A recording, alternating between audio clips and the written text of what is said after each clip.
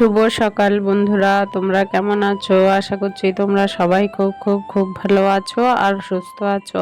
আর আমিও তোমাদের আশীর্বাদে ভালো আছি ও সুস্থ আছি। আজকে হচ্ছে রবিবার, আর এখন বাজে সকাল 7টা। আর এখন থেকেই কিন্তু আমি আমার ব্লগটা তোমাদের সঙ্গে নিয়ে স্টার্ট করছি।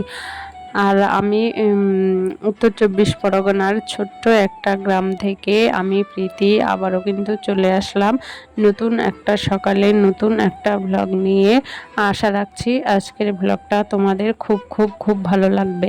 আর আমি কিন্তু সকালবেলায় উঠে ঘর ঝাড় দিয়ে নিয়েছি। ঘর ঝাড় দিয়ে প্রত্যেক দিনের মতো কিন্তু আজকেও আমি সেই দরজায় জল দিয়ে তারপরে কিন্তু চলে এসেছি এই যে বাসন মাজতে। আসলে রাত্রে বাসন তো মেজে রাখিনি, মানে দুষ্টু যদি সকালবেলায় স্কুল না থাকে তাহলে আর রাত্রে বাসনটা মেজে রাখি না, তাহলে আর সকালবেলায় এত ব্যস্ততা থাকে না। সোনাইয়ের পড়া থাকে, তা সোনাইয়ের পড়া থাকলেও ও তো নিজে নিজে এখন রেডি হয়ে যেতে পারে, সেই জন্যে আর এত ব্যস্ততা থাকে না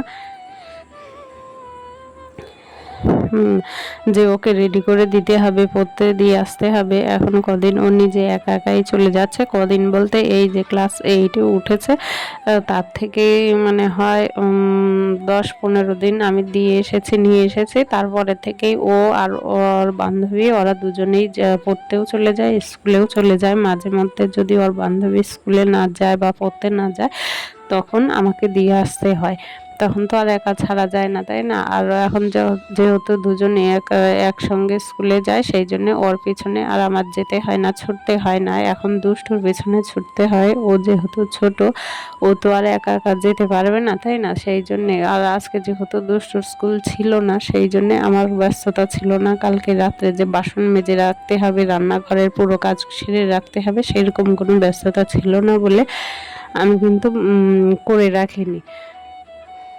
সেই জন্যে সকালবেলায় ঘুম থেকে উঠে দেখো সেই কাজকর্মগুলো করছি। আসলে হচ্ছে কি, কালকে রাত্রে না একটু বৃষ্টি নেমেছিল, তা বৃষ্টিটা দেখে কিন্তু খুব আনন্দই হচ্ছিল যে বৃষ্টি হচ্ছে, আজকে রাত্রে ঘুমটা ভালো হবে। কিন্তু কি দুর্ভাগ্যের বিষয় বলো তো, আসলে গরম আমাদের পিছন ছাড়ছে না। তো যতই আমরা চাই যে একটু বৃষ্টি হোক বৃষ্টি হোক, বৃষ্টি কিন্তু আমাদের কথা শুনছে না।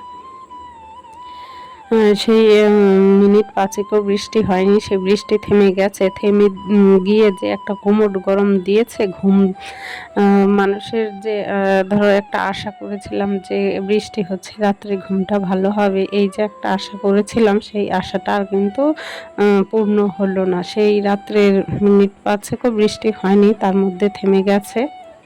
আর যখন আমরা খেতে বসেছিলাম তখনই কিন্তু বৃষ্টিটা নেমেছে। অনেকক্ষণ কারেন্ট ছিল না বলেও রাত্রের কাজগুলো করে রাখতে পারিনি। দেখো সকালবেলার কাজকর্ম দেখো, বাসি কাজকর্ম সেরে কিন্তু এবার চলে আসলাম চা করতে। আর তার আগে কিন্তু আমি বাসি নাইটিটা বা চেঞ্জ করে ফ্রেশ হয়ে নিয়েছিলাম, নিয়েই সংসারের কাজকর্মগুলো শুরু করেছি, তাই না? শুরু করেছি। আর এদিকে দেখো সোনাই যেহেতু পড়তে যাবে, সেই জন্য ওর জন্য একটু হরলিক্স বানিয়ে নিচ্ছি আর আমার জন্য চা। আর দুষ্টু তো এক্ষুনি উঠবে না, দুষ্টু উঠবে 8:30-9টা বাজবে, তো ওর হরলিক্সটা আর এখন করলাম না, ও উঠলে তারপরেই ওকে হরলিক্সটা করে দেবো। আর এদিকে দেখো আমার কিন্তু চাটা হয়ে গেছে আর সোনার জন্যও হরলিক্সটা হয়ে গেছে। তা ও এখনও ব্রাশ করছে, ও ব্রাশ করতে থাকুক আর করে এসে খাবে। আর আমি এখন বসে চাটা খাচ্ছি। তো চা খাচ্ছি হচ্ছে মুড়ি দিয়ে। মুড়িগুলো জানো তো নরম হয়ে গেছে, সে খাওয়া যাচ্ছে না, মানে মুড়ি কদিন খাওয়া হচ্ছিল না, তো সেই জন্যে হয়তো নরম হয়ে গেছে। তাই এখন আজকে আর বিস্কুট নেই বলে মুড়ি নিয়েছে, কিন্তু মুড়িগুলো নরম হয়ে গেছে বলে খেতে ভালো লাগছে না। তো যাই হোক এখনটা চালিয়ে নিই, তারপরে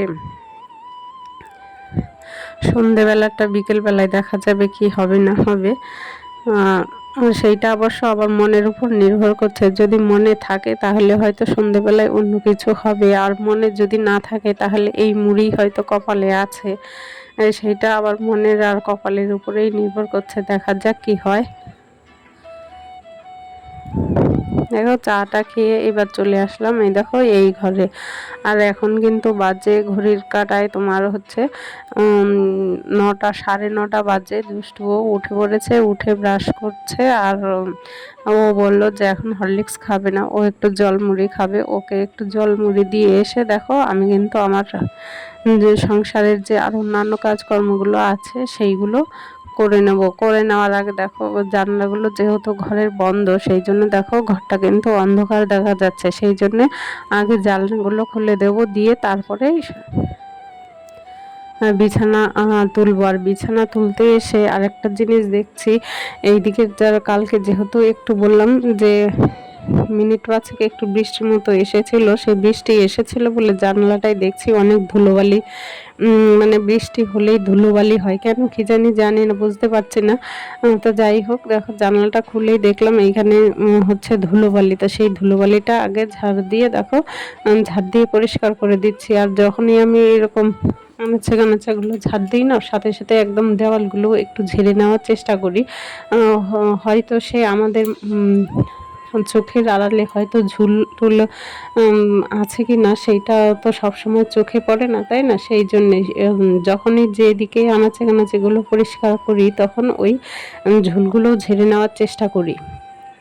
আর এই পাশটায় যেহেতু সবসময় ধরো ঝাড় দিতে পারি না, সেই রকম পরিস্থিতি নেই, সেই জন্যে এখন জানালাটা খুলে যেহেতু জানালাটারও পরিষ্কার করলাম, দেওয়ালটাও একটু ঝেড়ে নিলাম, সেই জন্য এই পাশটা দেখো ঝাড় দিয়ে নিলাম, নিয়ে ওই দিক দিয়ে বের করে দিচ্ছি। আর এইদিকে দেখো একটা নাইটি নিয়ে কি করছি সেটাই তো তোমরা ভাবছো। আর এইদিকে খাটের এই পাশটা না সবসময় ধরো মোছা হয় না, সেই জন্যে এই দিকটায় যখন জানলাটা এসে পরিষ্কার করতে ঝাড় দিতে আসলাম তখনই দেখলাম খাটের মধ্যে না একটু ধুলোবালি পড়েছে। সেই জন্য ধুলোবালিটা মুছে তারপরে দেখো একটা কাপড় দিয়ে, কাপড় বলতে আমার পুরনো নাইটি, সেইটা দিয়ে দেখো পুরনো নাইটিটা দিয়ে পুরোটা খাটটা হচ্ছে না, তার সাথে একটা সাদা ওড়না ছিল সেই ওড়নাটাও জুড়ে দিলাম, দিয়ে খাটের এই পাশটা না একটু ঢেকে দিচ্ছি। ঢেকে দিলে কি হবে, তাহলে কিন্তু আর ধুলোবালিটা পড়বে না, যেহেতু এই পাশটা সবসময় ঝাড়া মোছা হয় না, সেই জন্যে। দেখো ওইসব দিয়ে তারপরে এইদিকে চলে আসলাম বিছানাটা তুলতে। তা চলো বিছানাটা তুলে নিই। আর ততক্ষণ তোমরা অবশ্যই ভিডিওটা প্রথম থেকে শেষ পর্যন্ত দেখো। আর একটা কথা বন্ধুরা, তোমরা যারা আমার ভিডিওটা দেখছো যদি একটুকু ভালো লাগে তাহলে একটা অবশ্যই লাইক করো।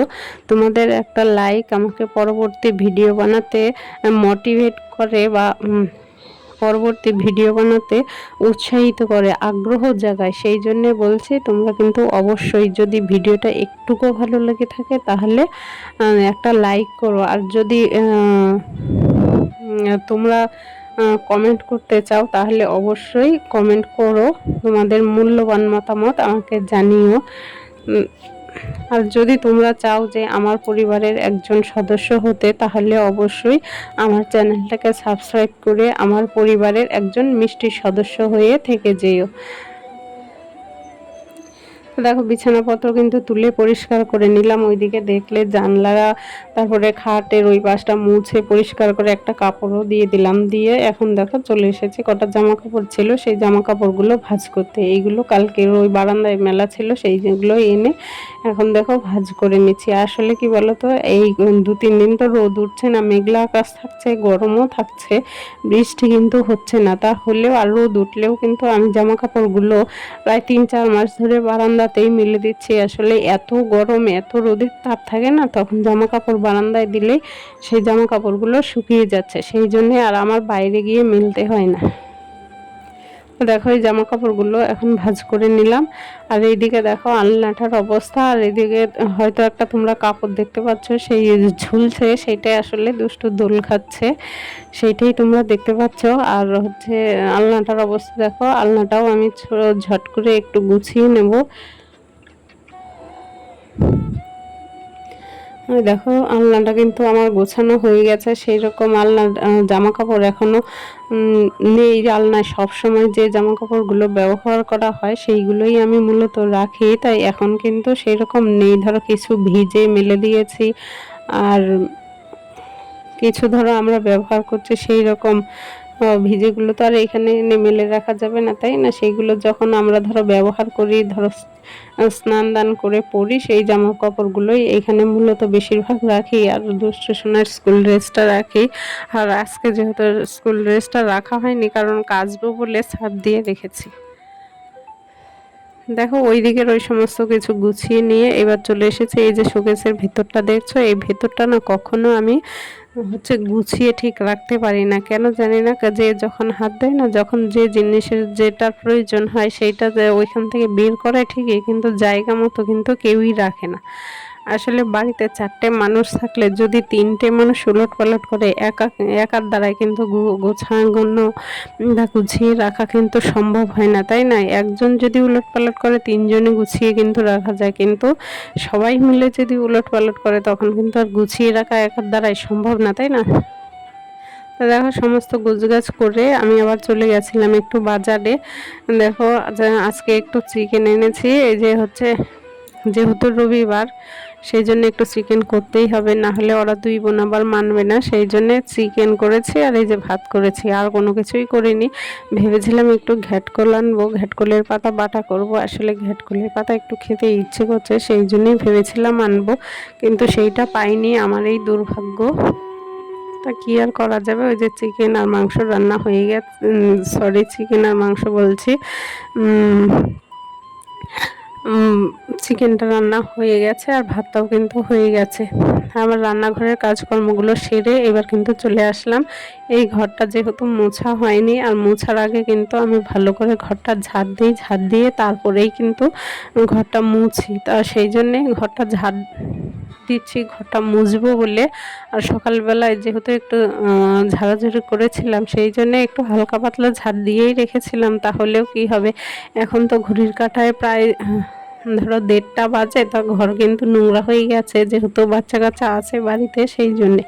এখন দেখো চলে এসেছি কিন্তু ঘরটা মুছতে। আর ঘর মোছার আগে কিন্তু তোমরা দেখতেই পেলে আমি কিন্তু একদম ভালো করে ঝাড় দিয়ে নিয়েছি। ঝাড় দিয়ে নিয়েছি এই কারণেই, তাহলে কিন্তু আমার ঘরটা মুছতে তাড়াতাড়ি হবে, হাতের সামনে কিছু পড়বে না, মোছা খুব তাড়াতাড়ি হয়ে যাবে, সেই জন্যে। তা চলো আজকের মতো ভিডিওটা এইখানেই শেষ করছি। ফিরে আসবো নতুন একটা সকালে নতুন একটা ভিডিও নিয়ে। ততক্ষণ তোমরা কিন্তু সবাই ভালো থেকো, সুস্থ থেকো। Tata, by.